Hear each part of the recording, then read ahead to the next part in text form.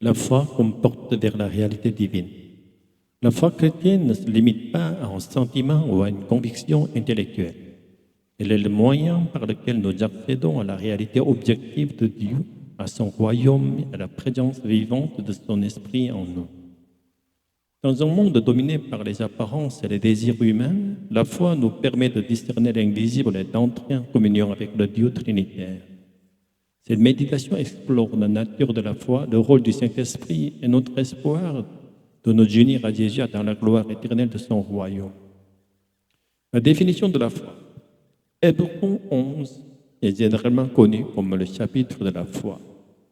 Le verset 1 commence par définir la nature de la foi. C'est un verset que nous connaissons bien.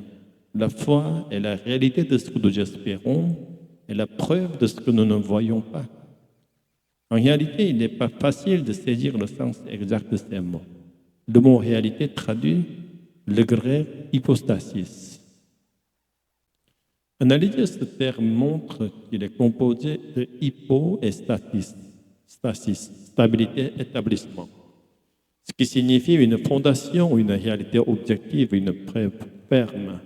Philosophiquement, il ne s'agit pas d'une réalité subjective, illusion dépendante de l'esprit humain, mais d'une réalité objective et indépendante de notre pensée.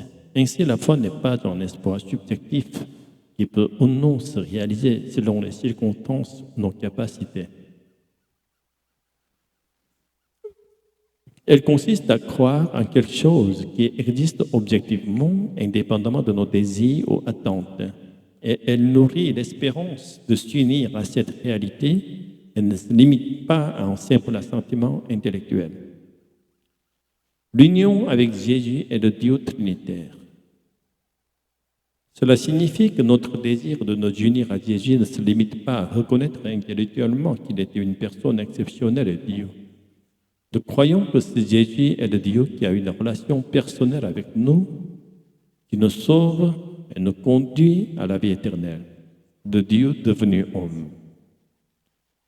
Notre espoir doit être de nous unir pleinement à lui et de participer à la gloire du Dieu trinitaire.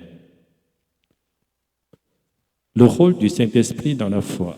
Celui qui témoigne que notre espérance n'est pas une illusion, mais une réalité certaine, c'est le Saint-Esprit. Notre foi ne repose pas sur ce que nous voyons, mais sur l'œuvre invisible du Saint-Esprit en nous. La présence du Saint-Esprit en nous est la preuve vivante que notre espérance et notre foi ne sont pas des illusions. Même si tout semble stagnant ou revenu à sa place, le Saint-Esprit vit en nous. On peut comparer la foi à une maison donnée par Dieu dans laquelle le Saint-Esprit habite. Sans foi, nous ne pouvons plaire à Dieu, car sans demeure pour l'Esprit, celui-ci ne peut résider en nous, ce qui attristerait Dieu. L'accès à la réalité objective de Dieu. Le verset 1 souligne également que la réalité objective et ferme du Dieu trinitaire ne peut nous être accessible qu'à travers notre foi. Celui qui refuse de croire ne peut accéder à cette réalité, même si Dieu y est présent. La foi est le moyen par lequel l'invisible devient perceptible et réel pour nous. Seul Dieu trinitaire est une réalité éternelle et indépendante. Tout le reste de la création est soumis au temps et à la corruption et ne peut constituer une réalité absolue. Dieu nous a créés à son image et nous appelle dans le monde de cette réalité éternelle. Le royaume de Dieu est rempli de l'Esprit Jésus, et si l'Esprit habite pleinement en nous, là où nous sommes devient le royaume de Dieu. Le paradis n'est donc pas un lieu géographique, mais la présence de l'Esprit de Jésus. Le danger est de considérer le monde visible comme plus important que l'invisible. Vivre dans la gloire terrestre nous expose à la tentation et au péché.